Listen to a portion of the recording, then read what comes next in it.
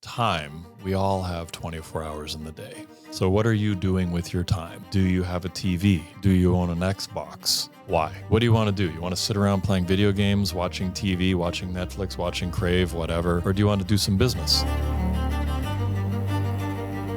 Folks, listen to what I'm saying next. This is the most important thing I'm going to say all day. If you don't incorporate, you will never have leftover money. You won't.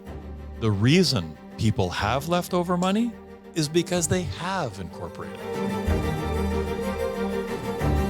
Ask better questions. Read the contract you're signing with the brokerage, and don't be shy. Ask questions about that contract. There's contracts that have some pretty crazy clauses in them. And should you be locking yourself in for any significant period of time on day one? Probably not. Maybe another case of Woodhouse standing in his spare bedroom with that Amazon canvas behind. It was a little bit quieter spring market, 4 quarter point. And that's what you're going to get, as you can see. And remember, life is variable. Maybe your mortgage should be too. Thanks. I'm moving slow. I should call it a day and go. I'ma pop one more pill for the road. Shorty say, please don't leave me alone. It's a front man, I already know. New money, blue honey, all on me. Bad bitch with me looks like Kalani. Together forever if only. I can't trust a soul, niggas fake, bitches phone. Alright guys, welcome to Quebec's Broker Podcast. I have a special guest today, very, very special.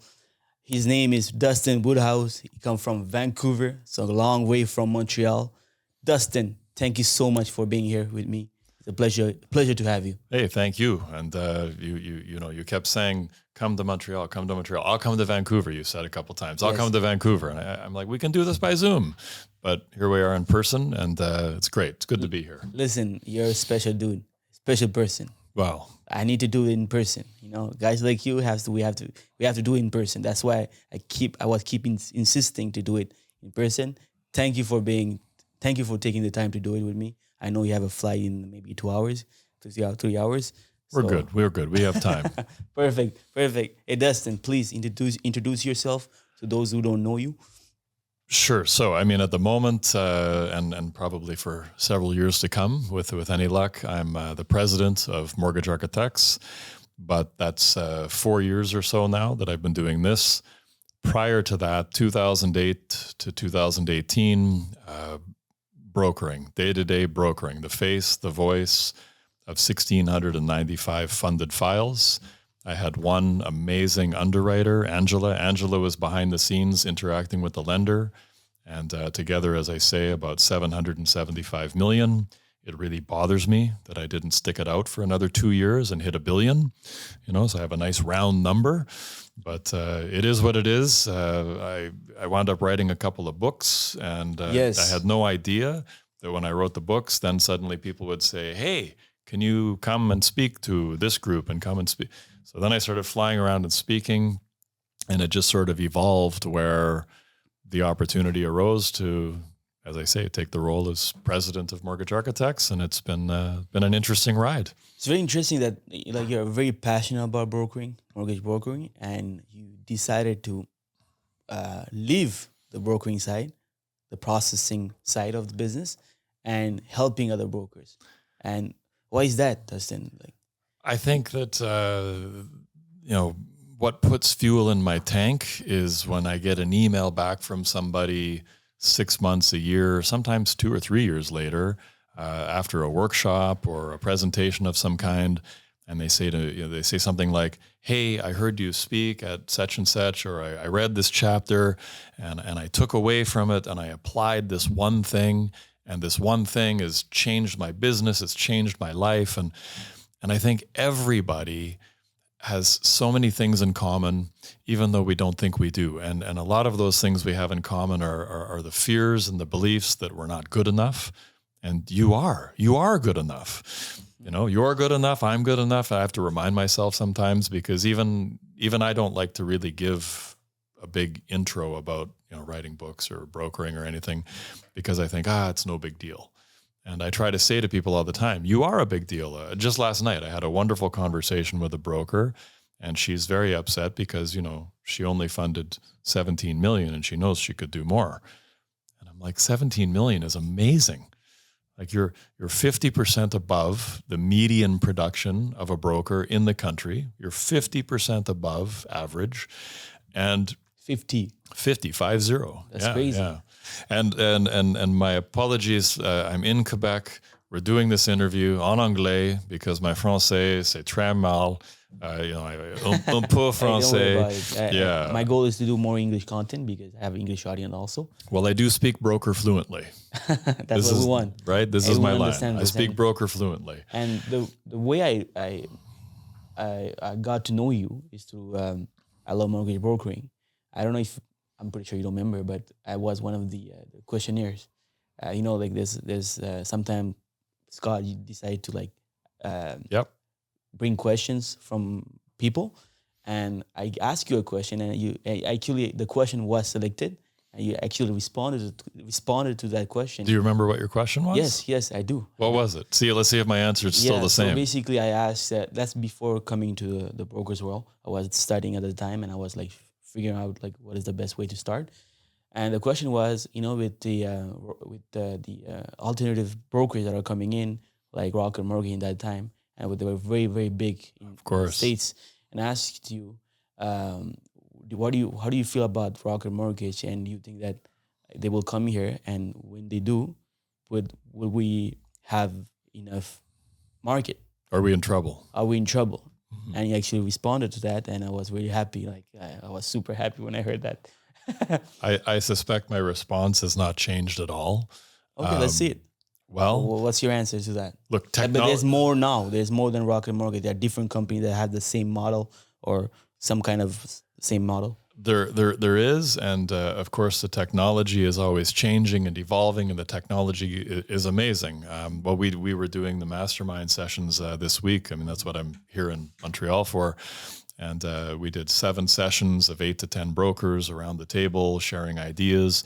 And one of the exercises I took most of the groups through, I had them open durable.co. Okay. And it's a little artificial intelligence website thing. I shouldn't say little. It's a artificial intelligence tool to build a website. And in 30 seconds, it builds a complete website, writes the opening paragraphs, writes a testimonial. Everything is done.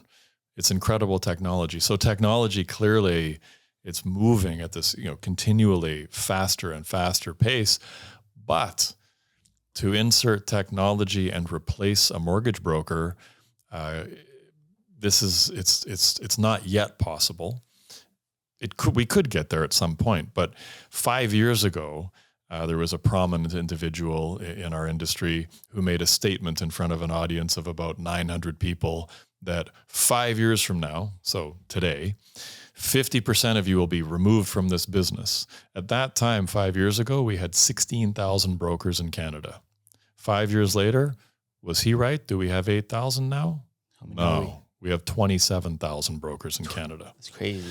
Now, look, I mean, we're recording this in December of 2022, and absolutely, it's a tough time right now. It's not easy. Things have quieted down for a lot of brokers, but the brokers know we still only have 1/3 of the pie. There's still 2/3 more of the pie to go after. So even if things start to quiet down, there's still lots of even if the pie gets smaller, we just have to go for a bigger slice. And I tell brokers all the time, think about how many properties, don't think about it, figure it out, find out exactly how many privately owned properties are in your province, right? In BC, there's 1.1 million privately owned properties. 60% on average have a mortgage. So that's 660,000 mortgages.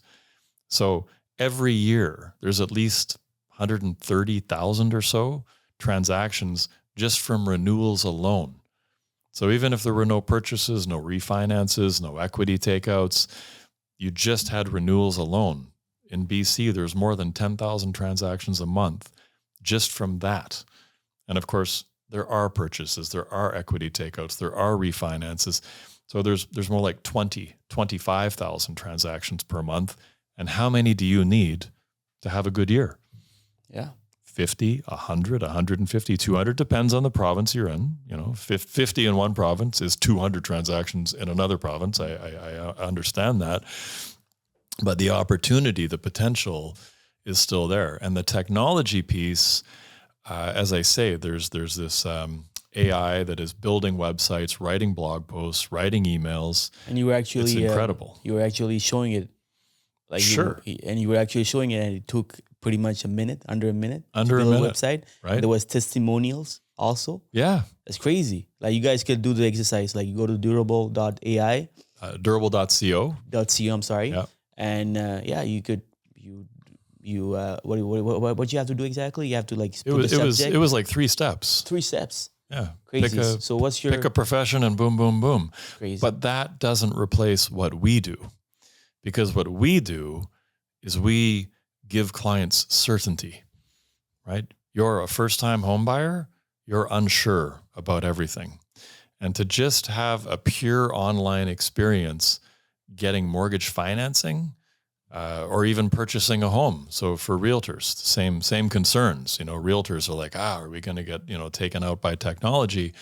Not anytime soon, because people need to understand the neighborhood, the building, the ups and downs. They're gonna go and touch and feel the property. They're gonna want to inspect the property, especially when you're buying an older home. So they're going to look for guidance. And then when it comes to the financing piece, you're sharing your credit history, you're sharing your personal history. If you've been divorced, you're sharing your separation agreement. If you're running your own business, you're sharing your financial statements. If you've had credit problems in the past, you're sharing the story of your bankruptcy. These are deeply personal things that the majority of people, they don't want to just upload into a cloud. They want to talk with a human. And the AI, what is it going to say exactly? He can be emotional about it, right? Sometimes you got to be emotional with people and understand the things, and you can, Yeah, I mean, well, I'm sure AI will learn to pretend to be emotional, but at the same time, yeah, I think we're a long ways off from humans not wanting at some point to talk to an expert who understands the profession. I'm not ready for a robot dentist. I'm not looking for a robot lawyer if I'm in the middle of some lawsuit. I don't really want a robot accountant. I want to talk to a human who's read most, hopefully, of the tax code and understands the tax code, understands how to file taxes for a corporation. Not to get into that topic, but yeah. But as I say, the bottom line, we're not getting taken out by the robots this year or next year or the year after. There's still a lot of opportunity in the broker space. I'm really glad to hear that. Like you're very hopeful, and I'm also. Yeah. Let me go back to your books. And that's why I think that's how I got to know you better, especially like the advices. And you wrote 3 books, and every time I have a new broker in my team, I always say try to read this book. It's gonna help you. I don't have to like take an hour from you're actually saving me time. Thank you, Dustin. And I'm pretty sure, I'm 100% very confident that every broker should read your book or listen to your book. Yeah, they're on Audible, and I'm the worst promoter ever. I mean, even at the beginning, I didn't say the title of the book, but yeah, I sat down in 2014 and I wrote volume 1 of Be the Better Broker. And the reason I wrote that book was really the number of people that would hit me up and say, "Hey, can you tell me, how are you managing to do 200 files a year? How did you start out in the business? Where did you get your business from?" Like all the common questions that people have of the broker in their life that they know. And I was getting, at least 1 or 2 a week inquiries from people saying, "Hey, have you got time to have a coffee? Have you got time to have lunch?" And I'm busy trying to close 200 files a year. Like, no, I mean, I don't have time. Somehow I thought writing a book would save me time. I mean, that was 500 hours easily. I stopped tracking at 500. I think it was probably 600 hours or so total in that first book. But the idea of that book, and I think that everybody who wants to build a brokering team should have a few copies on the shelf. And just when someone says to you, "Hey, surgeon, have you got time to talk to me about brokering?" No. Read this book. If you still want to talk about brokering after you've read this book, then I'll talk to you. right? Yeah. Because when I handed it to my father, the first thing he said to me was, he reads the first draft. He says, "Kid, if you say brokering's difficult once, you say it like 20 times, you make it sound like a really unattractive career." And I'm like, yeah, because it is. It's difficult, right? This is not an easy business. Yeah. And I think that's the biggest thing I wanted to convey. And my favorite emails that come back regarding volume 1 are people who've read it. And I've had a few where, like, no joke, somebody handed me your book on Friday night. I read it on Saturday, because most people read it in 4.5 hours. They go through it pretty quick. It's an easy read. And I was going to go in Monday and quit my job. And I realized, whoa, I'm so not ready to quit my job. I don't have any savings. I still have a big mortgage payment to make. I thought I was going to get paid like in 2 weeks starting brokering. I didn't realize there could be months and months before I even get my first paycheck. Like, thank you for putting this information down. And it's like, where's your broker owner? Like, where's the managing broker in that conversation? Like, who's letting you quit your job and come start brokering with no safety net, with no cushion, with no reserves? So that was really the genesis of the first book. Like, hey, come on in, the water's fine. It's shark-infested water. You might get eaten alive, but it's pretty good if you can make it out alive, right? Like, it's a great industry, but it's not easy. Very hard. And we have a book club. Every month we take a book, and the whole team has to read it. And we had to like share what they learn. And your book is the volume 1 is what we have this month. So I wonder like how my team's gonna react to it, because they're all new, they're all greens. So I'm really thank you for that, for the book, everything that you created.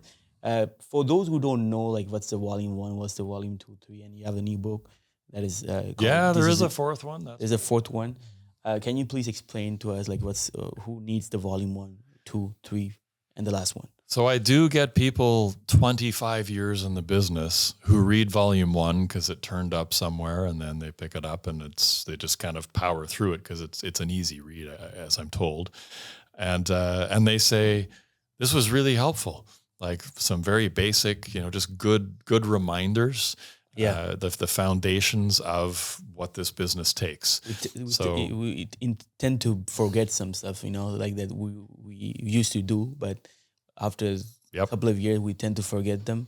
That's how we got started, and that's what you made your business a success. We tend to forget. Exactly. But absolutely, anybody thinking about becoming a mortgage broker, in my very biased opinion, obviously, they should read that book, because really chapter 3, right? It's 20 or 24 brokers, top 3 things we wish we'd been told before we got into the business. And that's probably one of the most popular chapters, because people realize, oh yeah, oh wow, really? What? Wait, I didn't know that. For instance, I know one of the things that came up a few times in there was, I wish I'd refinanced my own home and put a home equity line of credit in place before I quit my job, because now I don't have any income to qualify, and I can't refinance myself. I can't move myself to another lender. I'm stuck with the lender I'm with in the mortgage I'm with. I can't even get an extra $1,000 of my own mortgage money back. I'm stuck. How did no one tell me this? Because when you start out as a mortgage broker, well, now you're self-employed. You're looking at 2 years minimum before you really are able to get financing, certainly on the A side. And that's where, you want your financing to be on the A side. You don't want to be on the B side if you can avoid it. Just a little bit higher rates. I mean, nobody wants to pay extra. And so there's those missed opportunities. So I think if you're looking at coming into the business, it makes sense. Volume 2 is really about the mistakes I made.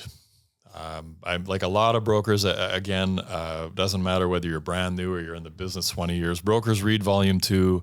And I think there's some good laughs in there, probably mostly at my expense, because they're the mistakes that I made. But volume 2, that's where that goes. And then volume 3, I really made an effort to sort of turn into as close a thing to a textbook as possible. So it opens with ring, ring, what's your best rate? Right? So that's the phone call in the morning. Ring, ring, what's your best rate?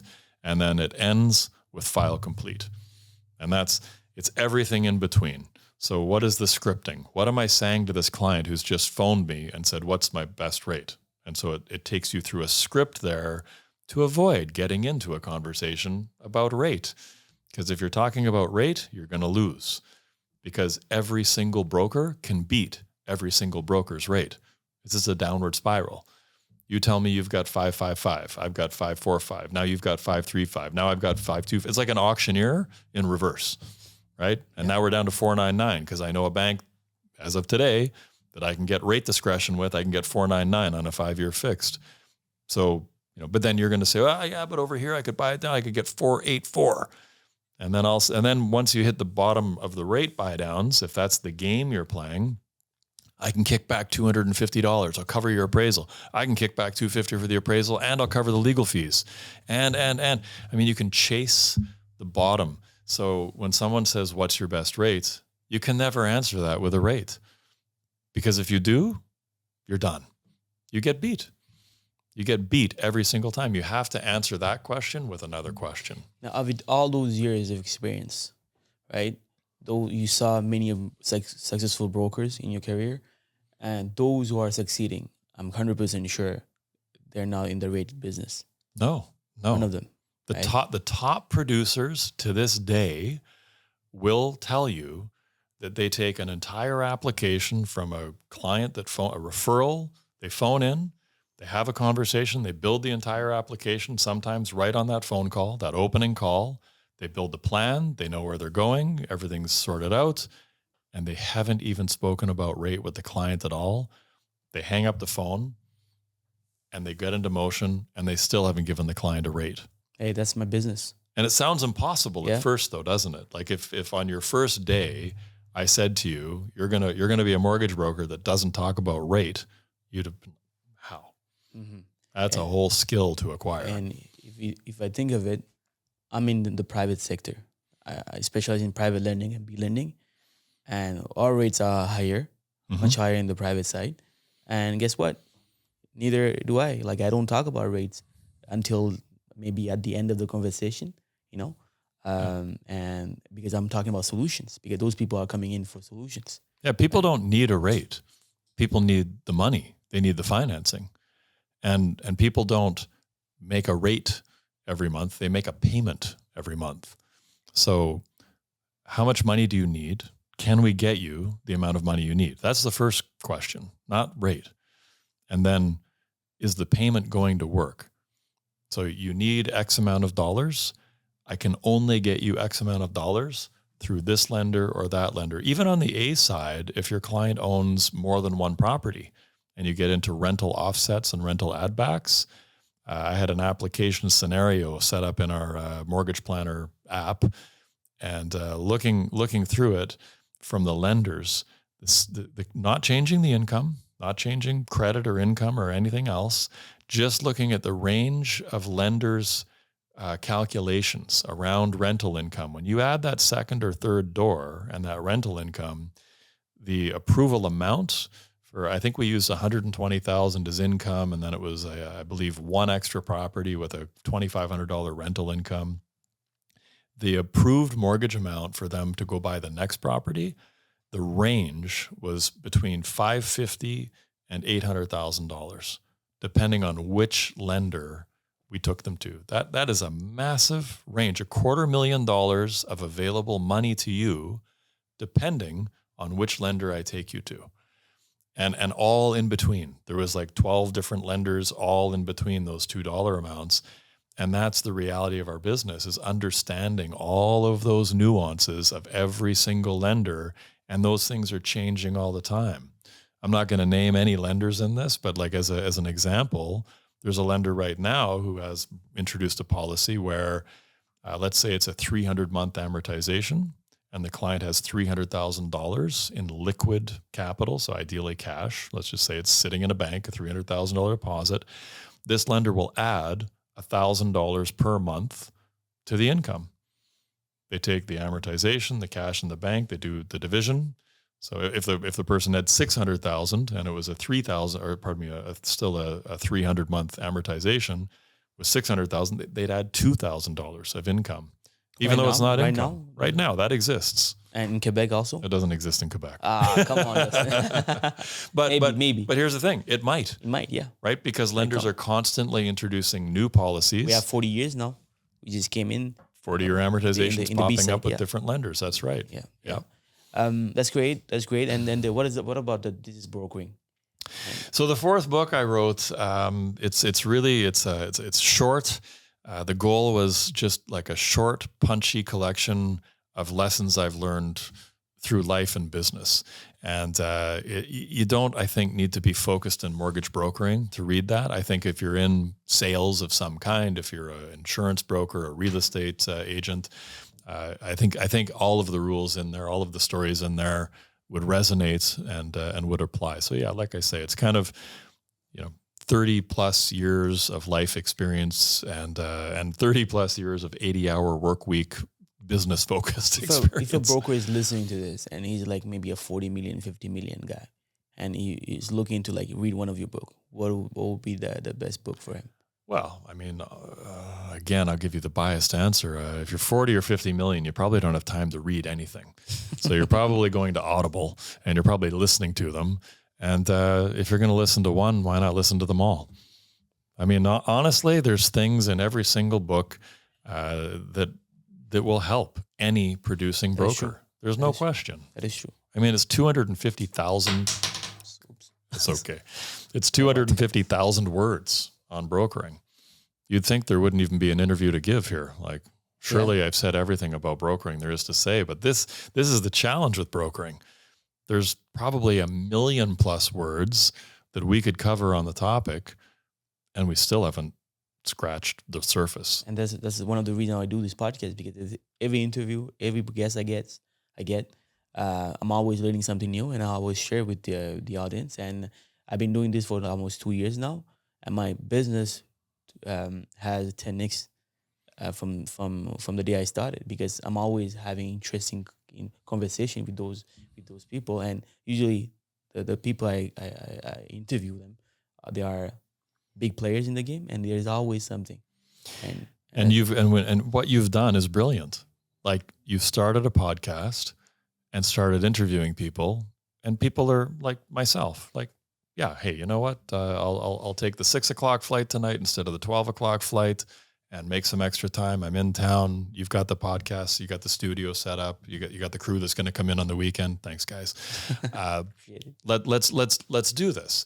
And do I really know you that well? Not really, right? But we do this. Whereas if you didn't have the podcast, to get all of the different guests you've had to go have lunch with you, that would be really difficult. Yeah. And to have the focused conversation you've had, because this is the other thing the podcast is doing for you. Now, every broker listening can't start their own podcast, but then again, every broker listening won't start their own podcast.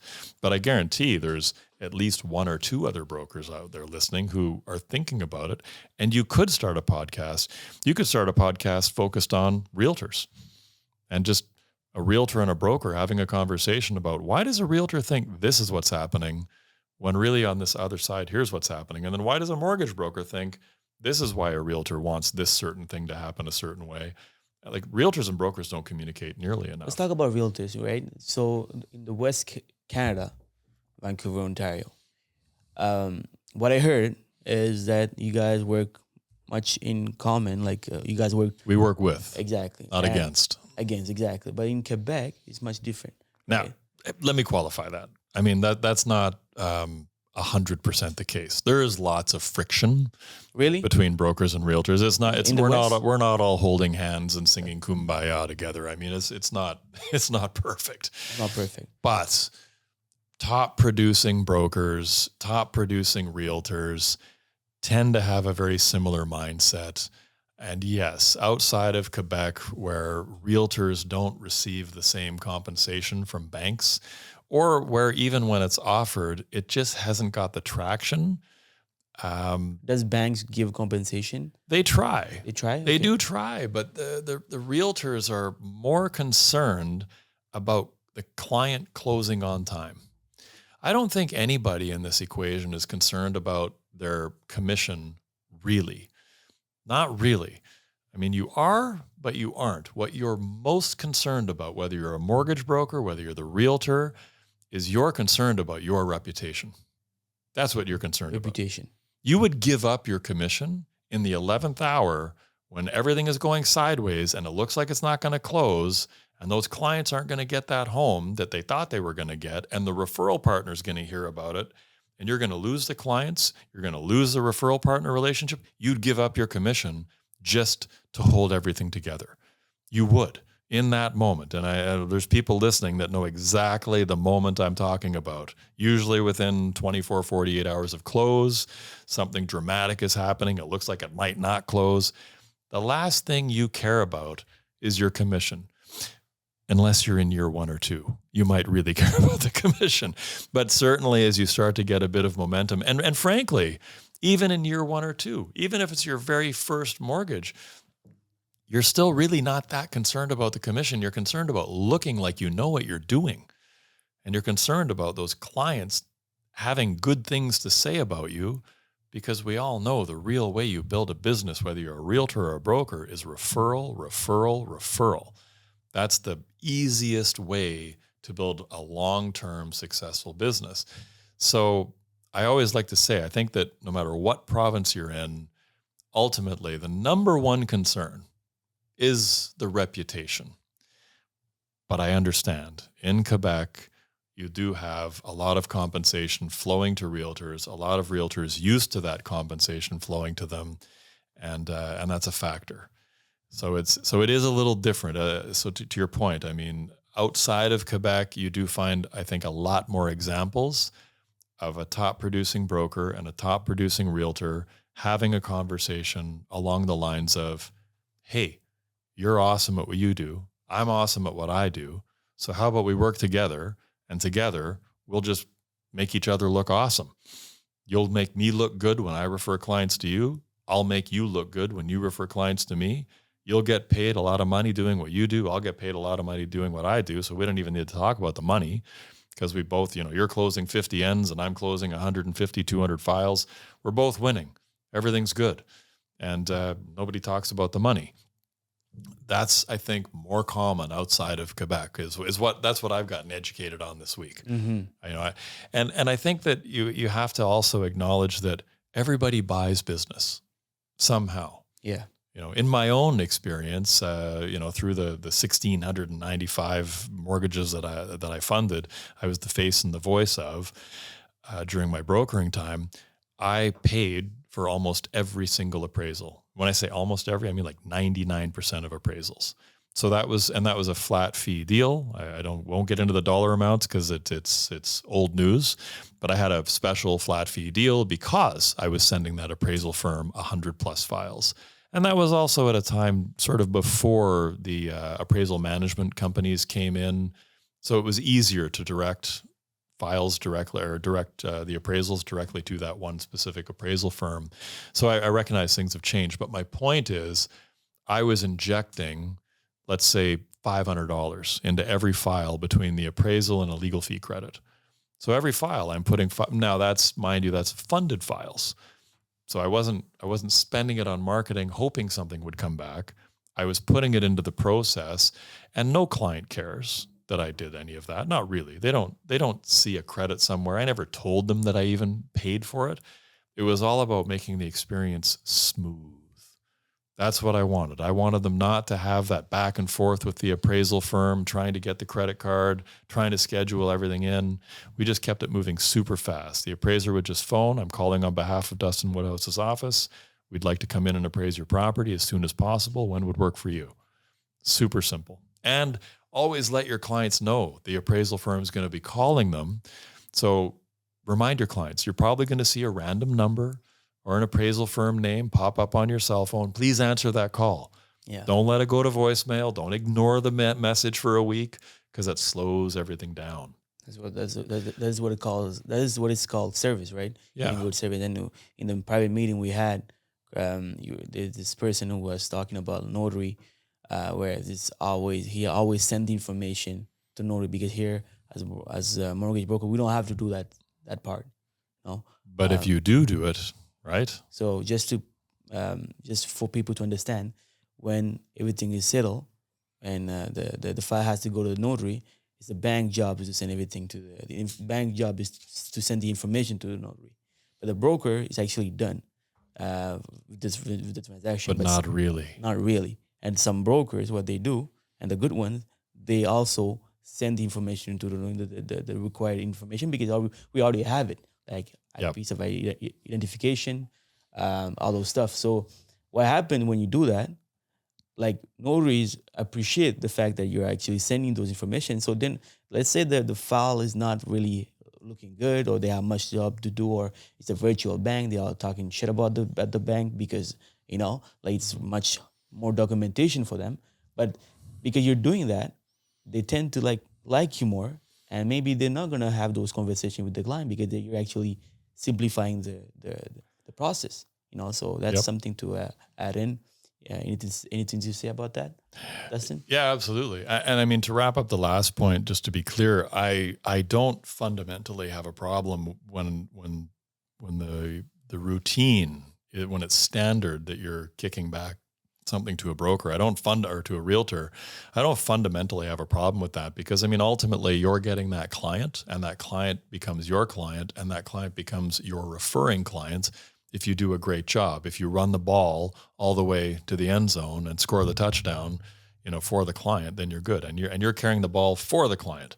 You're never throwing the ball back to the client. That, like, when you see a quarterback, the quarterback is a star. They catch the ball. They don't tend to pass it. They tend to run with it. And that's your job as a broker, to run with that ball all the way, not halfway. Oh, now it's someone else's job to go the rest of the way. Those 3 words, not my job, that's like how you get fired from my orbit. Oh, that's not my job. Well, that's not only how you get fired from my orbit, that's how you get fired from the client's orbit, and it's how you get fired from the referral partner's orbit. Everything involved in getting that ball across the finish line and getting that file funded is your job. And like I say, we all build our businesses different ways, but the very best build it on service. Service, service, service. And the broker you mentioned, brilliant broker, Jean-Pascal, we can say his name. Jean-Pascal is fantastic in that he actually sends that email out and copies the notary and the client. So the client sees that the notary has received an email from their broker, along with any possible documents that notary may request or may require. And of course, ideally, you're controlling the notary. You're controlling that experience. You're referring a notary to your clients. And my advice on that topic these days would be, most of us really don't want to drive around anymore. Most of us have gotten used to Zoom and virtual. And if you can find a notary that is still committed to Zoom signings and isn't making clients drive in physically, that's the notary to start working with and building a relationship with. Because even if you only close 12 files this year, if you send 12 out of 12 to that notary, they're going to get to know you. If every month they're closing one of your files, every single month, they get to know you. And then if there's a hiccup in that file, there's a little snag, a little problem, the notary probably calls you, probably reaches out to you. And to your earlier point, when you send them, a mortgage finance company or virtual bank, as we call them as well, you send that type of lender's documents to the notary. It's the 13th referral you've sent that notary. Are they really going to badmouth that lender? Probably not. Probably not, because now you're building a relationship. Yeah. They might call you and say, oh, this lender, their paperwork's a little trickier. And again, my goal is to remove obstacles for the client's experience. And I would say to the notary, do you charge extra for this? Would you like to charge extra for this? You know what? Charge me the extra. Don't charge the client the premium. Charge me the premium. And let's talk about this. And a lot of times when you offer to do that, well, it's actually not that much work. It's not that much different. And they don't charge you anything because, like, you're friends now. You're sending them business regularly. And you said something very interesting, and that's going to be a great idea for whoever listening to this, having to work with a notary. Because usually what happens is the client comes with his notary. And what happens is because he's close to the property he's buying. But these days, most notaries can do Zoom meetings, can do it virtually. So by having your notary refer to your client, you're actually saving this. You're actually securitizing the transaction, saving the transaction. Like instead of going sideways and maybe having bad experience for the client, right? It's all about your team. It's all about your team. Who's on your team? You better have a notary on your team.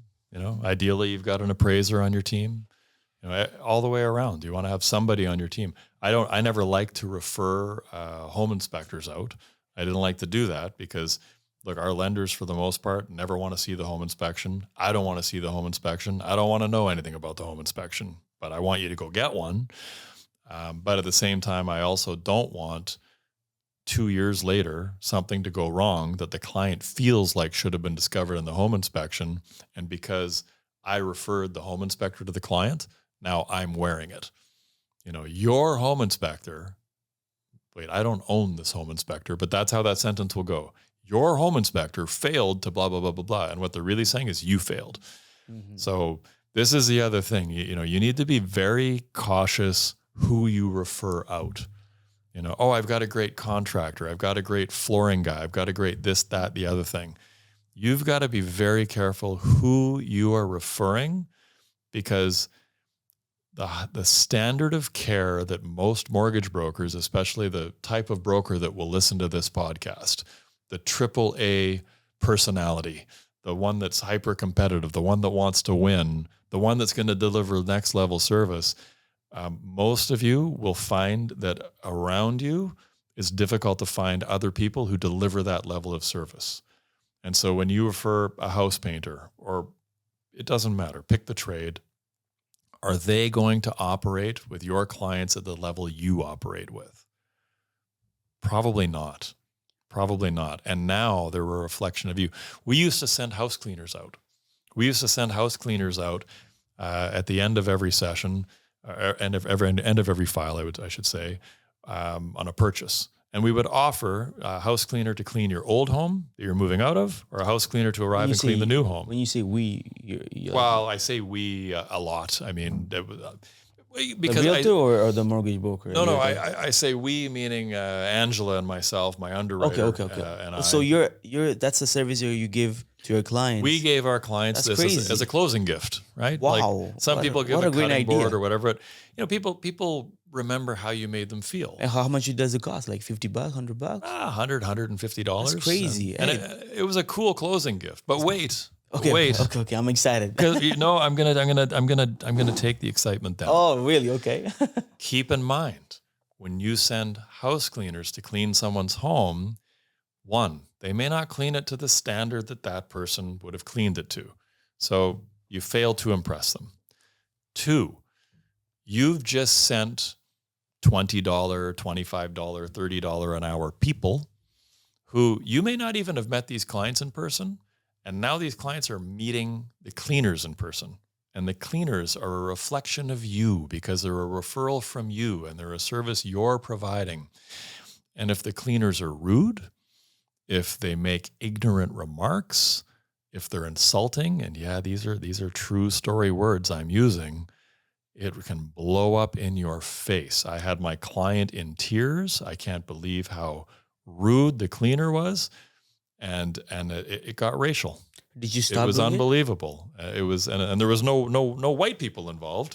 It was just one community that had a problem with this person, another community, and the cleaner arrived and said, "I'm not cleaning your house. You're from XYZ country." Wow. Yeah, it was the weirdest thing. I'm like, yeah, really? Did you stop doing that? Yeah, I was like, I can't. I phoned the company and I said, like, what is wrong with your cleaning staff? That they this is unbelievable behavior. Is there anything we can change so this can be doable? Well, hey, look, I mean, I might have been a great idea. I might have been the one that had like the one crazy experience. Yeah. Except there were two more. So that one was actually the third and final straw. There were a couple problems where, they didn't clean the fridge out. They left the fridge untouched and the fridge was a disaster. And so then the buyers moving in were upset, and the sellers then made it made the sellers feel bad about themselves because, of course, they would have cleaned the refrigerator themselves, but the cleaning company didn't do it. And so they felt like they were being judged by the buyers of the new home as dirty people. So they were super upset that this fridge was a mess. And I forget the second one. I think they broke something in the house. It was the new house, and or the sliding door broke when they were there. Like, did they break it? Didn't they break it? Who really knew? It was just like this series of little problems. And look, we probably did the house cleaning thing 250 times without incident. Wow. So am I saying don't do it? No, but I am saying be cognizant of who you're sending and who's representing you and the faces and the voices that your clients are experiencing, because they are a reflection of you. I have an idea though, for whatever you said. So maybe having a coupon, a rebate of $100, $200 to hire by himself. Hire their own cleaner. Exactly. Something like that could be also gift cards. So, but then gift cards seem impersonal, right? Like I wanted them to have one less stressful thing to worry about on moving day. And I wanted them to feel like their day had been easier because of something we did for them. And you know what? It worked really well when it worked well. It was a strategy. Yeah, it was a cool strategy. To go back to my first question about realtors, right? Giving compensation, everything. You said that reputation is the most important stuff. Even in every podcast, I try to say, please guys, take 1 or 2 giveaways that we're sharing and apply in your business. That's a great strategy. That's a great script to tell your brokers, tell your realtors, if they're looking for, if the first conversation is how much you're giving, you shouldn't be working with this person. Well, maybe not. As I say, I'm trying to soften my stance on this. I don't want to be hard line, no, this is a bad idea. I personally worked with other top producers who wanted, what they wanted was a guarantee that their clients' purchases would close on time, every time. Like, that's what they wanted, on time, every time. And those words resonated. And I think over the last 2 years, we've had delayed closings, challenges on closing, and realtors, I think, are happy to hear those words from a broker. I'm a broker who closes on time every time. I think that matters more now to realtors than it did before the pandemic, because we went through this challenging experience. But I will say that we buy leads, we credit appraisals and legal fees. We do all these different things. We put money into transactions. And look, if you've got some great realtors you're working with who they're just saying, hey, I love you, I want to work with you, but like, I get paid X amount of dollars by sending it over here, and they close every time. So far, I'm not saying don't pay them. I mean, if you genuinely believe you're going to get the type of clients you want to work with long-term from those realtors, then that may well be a good investment.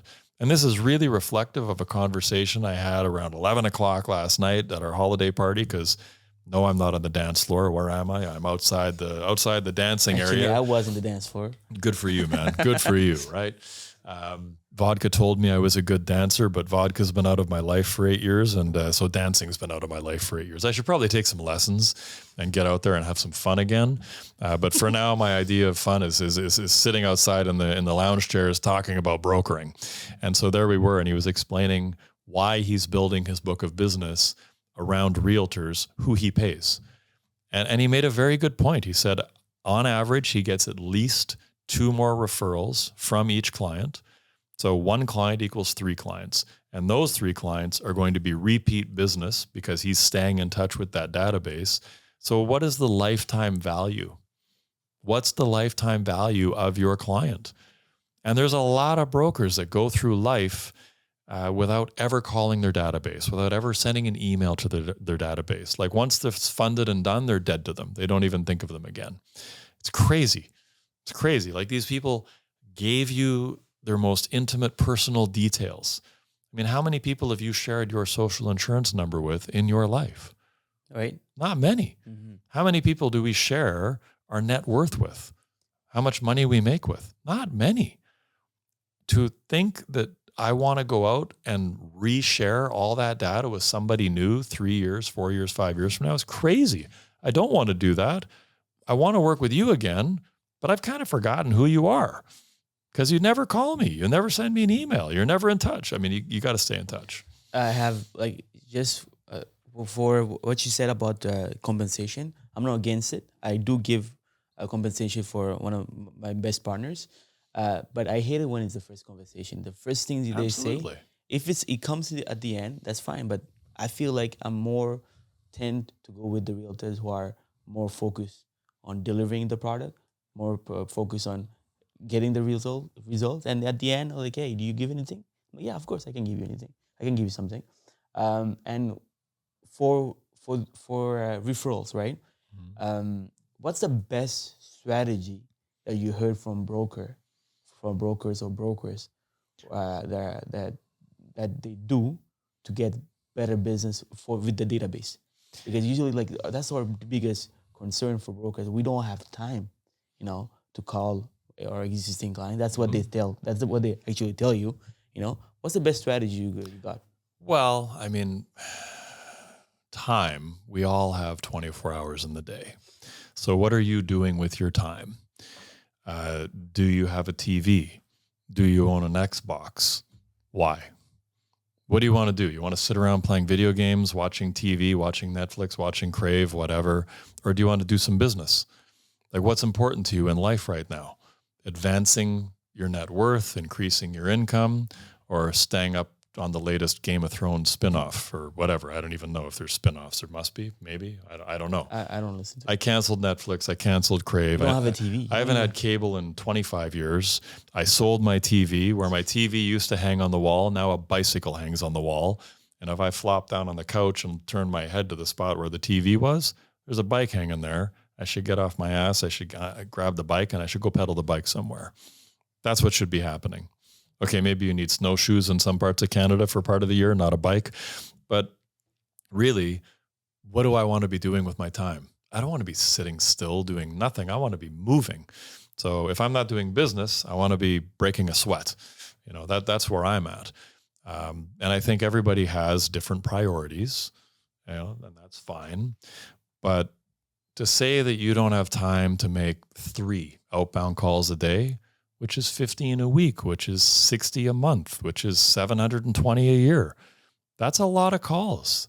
For a lot of people, a lot of brokers, their database is only 200, 300 deep.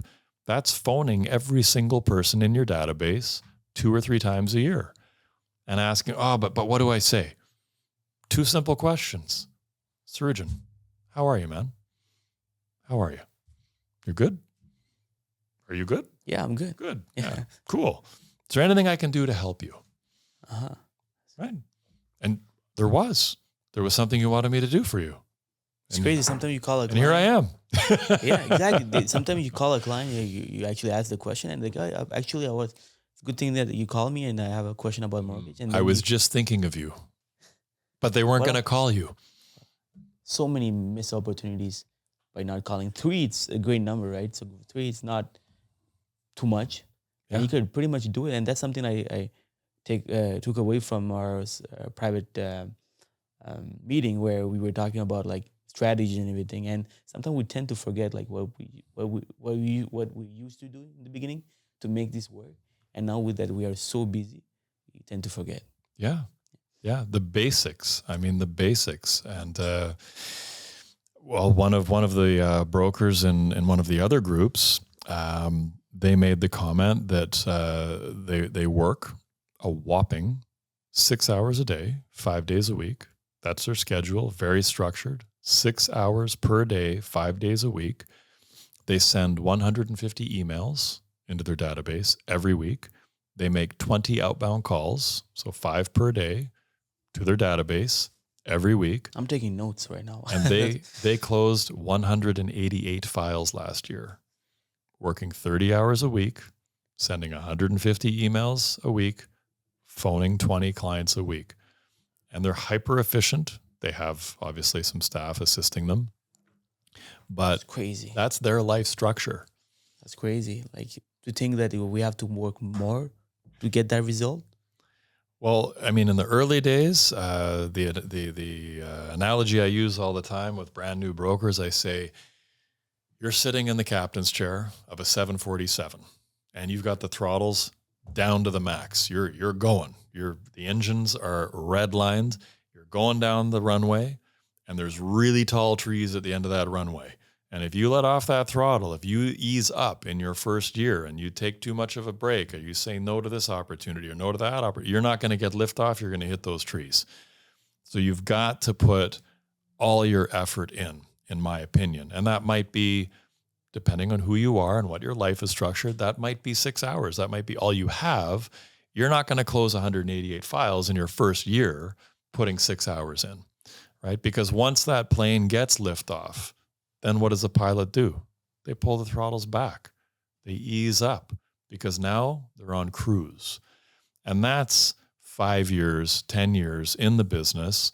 Now, what happens is you have a lot of brokers, 5 to 10 years in this business.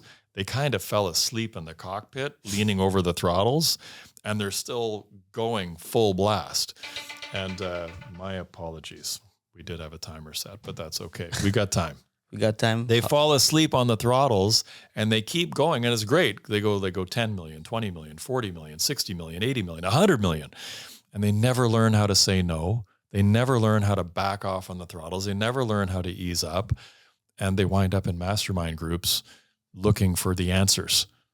How do I ease up? And some of you listening are like, well, I hope I have that problem. I hope I hit 100 million in volume. And but hope isn't a strategy. You have to have a plan to get there. And it's that reaching back into the database on a regular basis and staying in touch with those very first clients. Right? I was just going to ask you, like, what's the best strategy to double your volume? Like someone who's doing 20, 30, 40, how you can double it? And maybe I'm 100% sure, very sure that the strategy you share is going into your database, right? But it's going in with a purpose. And that purpose isn't necessarily to extract a mortgage application from each and every person you call. It's going in and understanding that you might make 25 calls in a row that are just a, hey, how are you? Anything I can do for you? I'm good. Nope. They might just be loose touch points. But what you've done is you've put yourself back at the top of that person's mind, and they are potentially going to talk about you a week later, 2 weeks later, a month later, and you're potentially going to have a referral come in. So that's the farming. That's the farming piece. But invariably, you're going to have, one of the gentlemen this week, he was in the Tuesday morning session. He took this, making calls thing to heart. He's brand new in the business. He made 15 calls per day, every day for the rest of the week. So he made 45, actually he rounded it up. He made 50 calls Wednesday, Thursday, Friday. And he said out of those 50 calls, he had 10 people interested in putting applications together. 10 out of 50. That's pretty great. That's very great. Yeah. Now he's in an age dynamic or a demographic where there's a lot happening, right? From about late 20s to late 40s, this is like a really happening zone. People are getting married, people are having kids, people are moving, all kinds of things are happening. Oh, damn, people are getting divorced. Like there's a lot of transactional stuff happening in late 20s through the 30s into the 40s.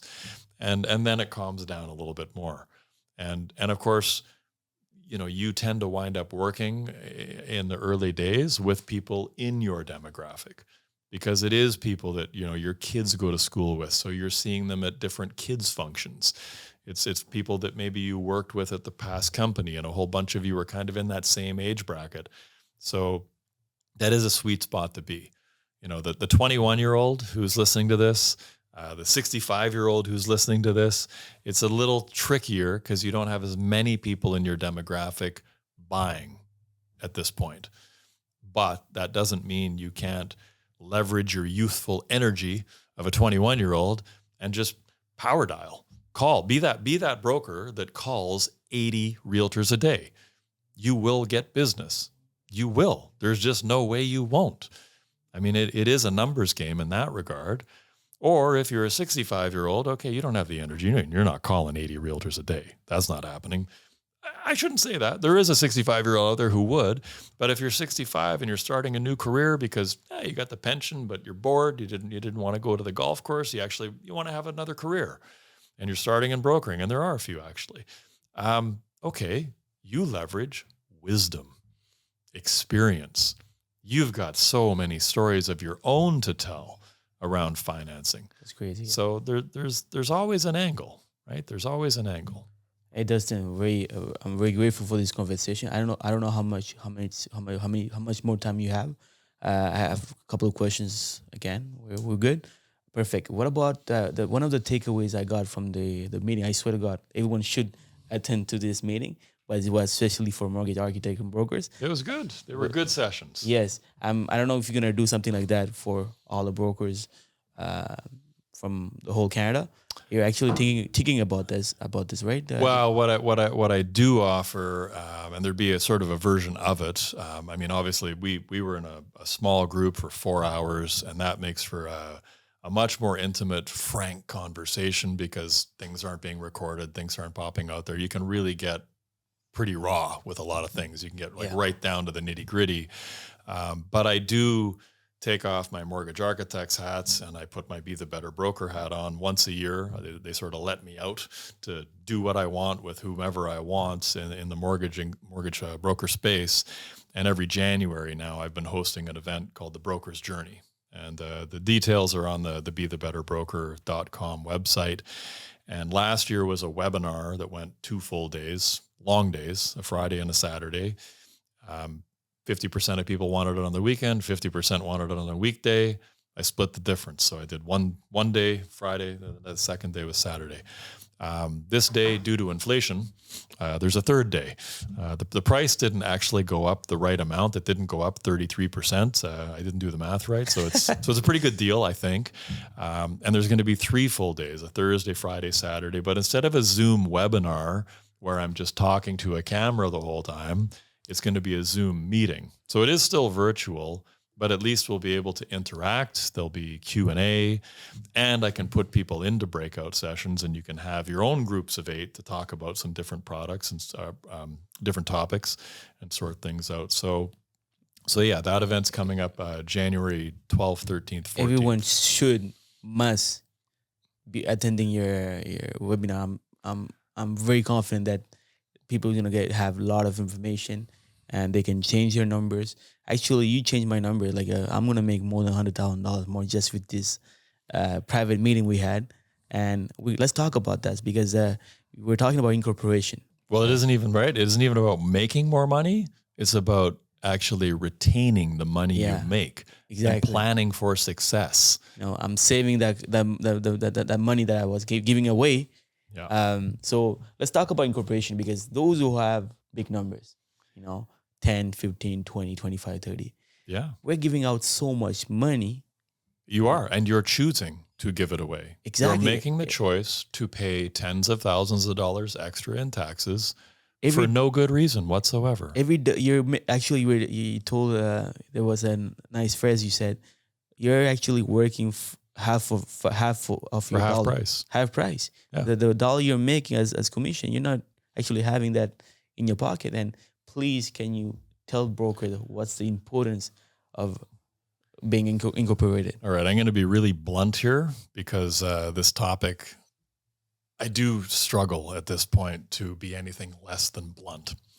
Please. But the reality is, if you have an accountant, first off, confirm they're actually a certified accountant, because in Canada, anyone can call themselves an accountant. You can be an accountant. I can be an accountant. The AV guys can be accountants. We can all be accountants. We can all print business cards with the word accountant on it, which is insane.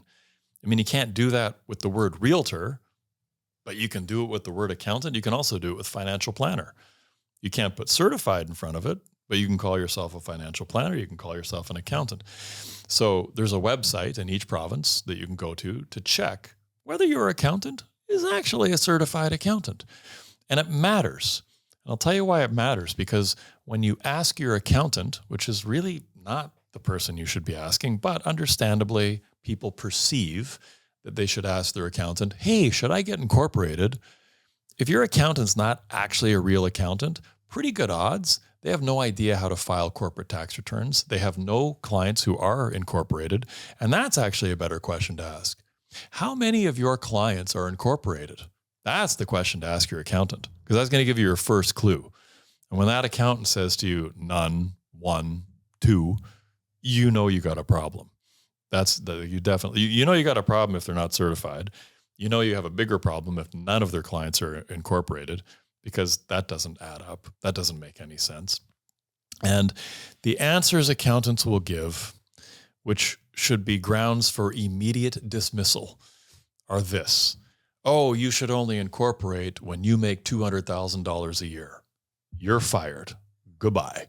That's it. If that's the lazy answer your accountant's given you, and I hope this segment makes it into some accountants' inboxes somewhere, because they deserve to be fired. That's a super lazy answer. It's unbelievably lazy. The next laziest answer is, well, you should only incorporate if you have leftover money. Folks, listen to what I'm saying next. This is the most important thing I'm going to say all day. If you don't incorporate, you will never have leftover money. You won't. The reason people have leftover money is because they have incorporated. That's the reality. And, you know, on 35 million, the rough math is a solid $55,000 a year difference in your bank account, in your corporate bank account versus it going to CRA. And I can back those numbers up all day long because, hey, I'm an accountant. I've been incorporated for 31 years. I've been incorporated for 31 years. I've been reading financial statements that long. I've been filing corporate tax returns with my professional certified accountant for that long.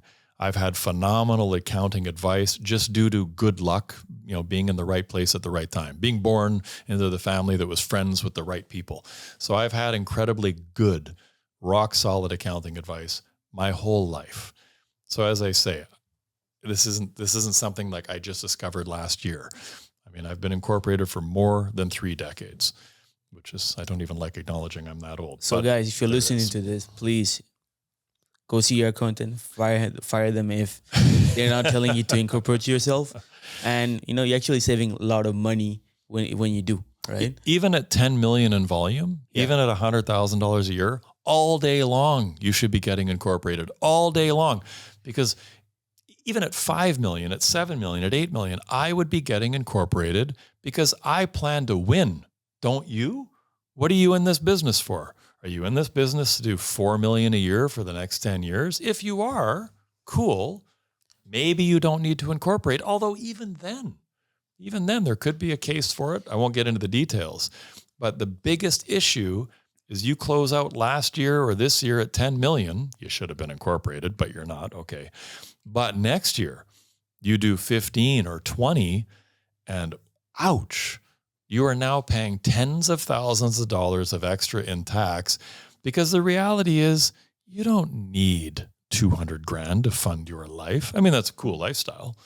If you're burning through 200 grand, although the thing is, you're probably burning through 200 grand gross if you're not incorporated, because you're paying an extra whack of it in tax. If you're incorporated and you're grossing 200,000, you definitely will have leftover money because you're not paying as much tax. You pull that first 100,000 out, you pay 25,000 in tax on it. The next 100,000, you only pay 13% tax on if you leave it inside the company. And a lot of people don't understand how the expenses and depreciation of vehicles and all that, and that's more than we're going to get into here. But you realize you don't need to pull as much out of your company as you think you do in most cases. So you do wind up leaving that money behind. And that second 100,000, you're going to pay a solid 35,000 on tax. If you're just a sole proprietor, that's $20,000 plus difference in income tax paid. It's crazy.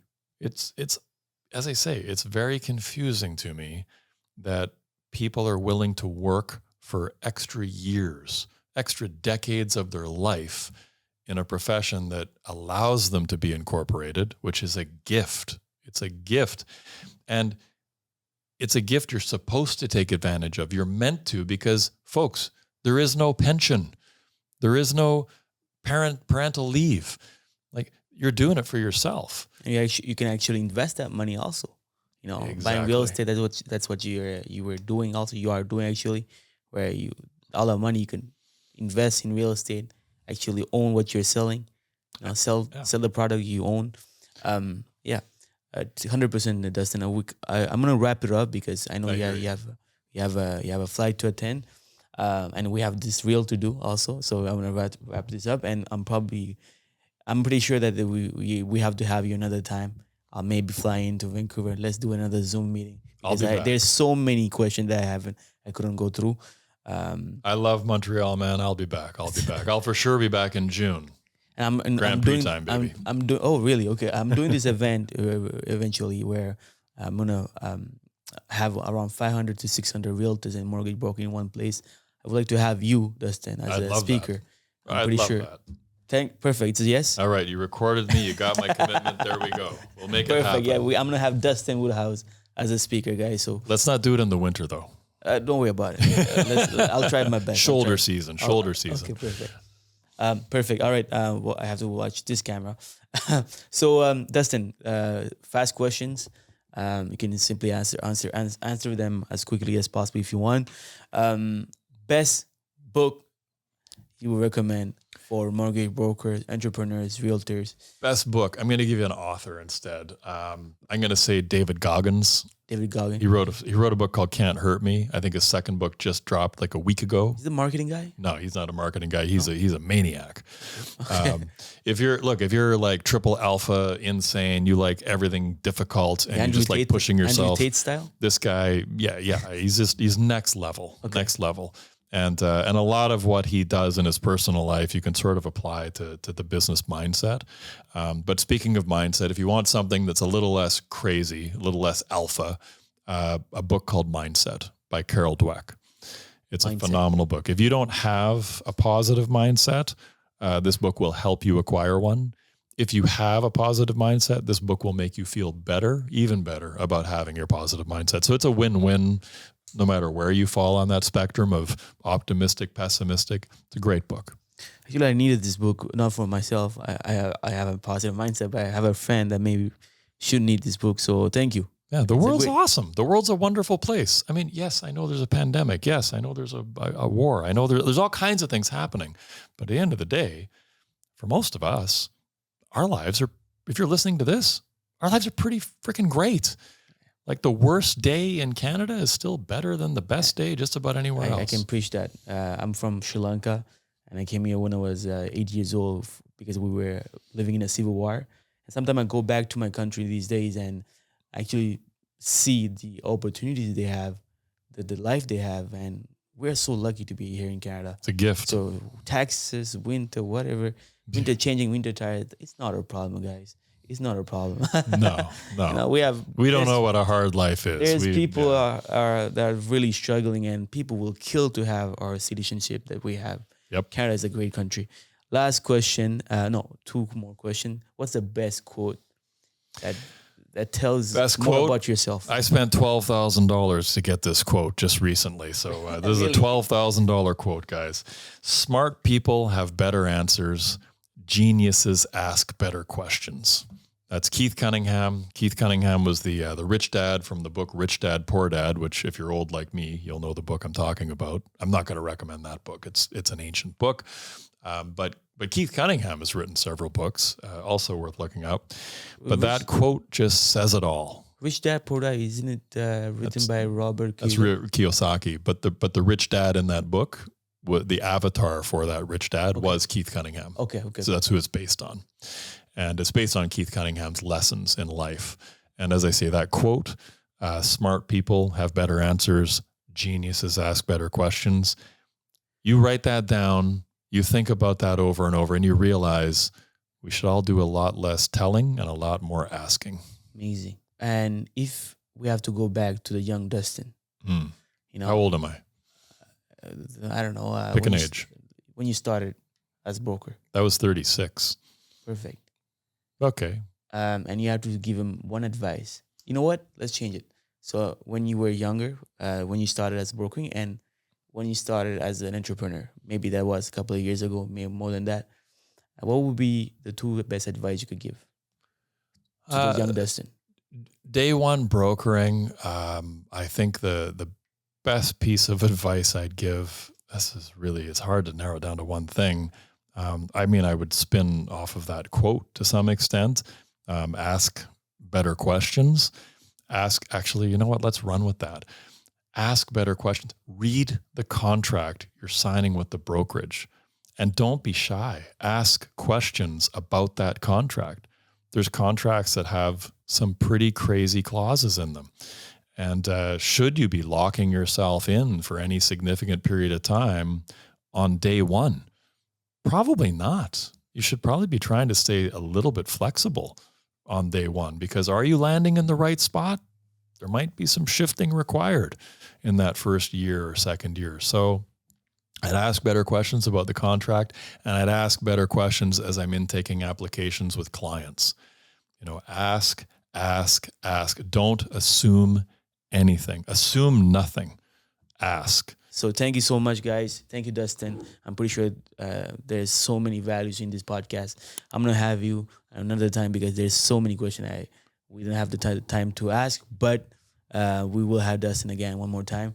Thank you so much, Dustan, and see you around very soon in Montreal. Thank you, man. Thank you. We All appreciate right. it. I'll be back. Perfect. Alright tout le monde, j'espère que vous avez apprécié l'épisode. Pour plus de contenu, cliquez la vidéo ici ou ici. Et surtout, guys, si vous voulez me remercier, n'oubliez pas de commenter, liker, partager et surtout abonnez-vous à ma page pour que j'amène encore plus de contenu uniquement pour vous.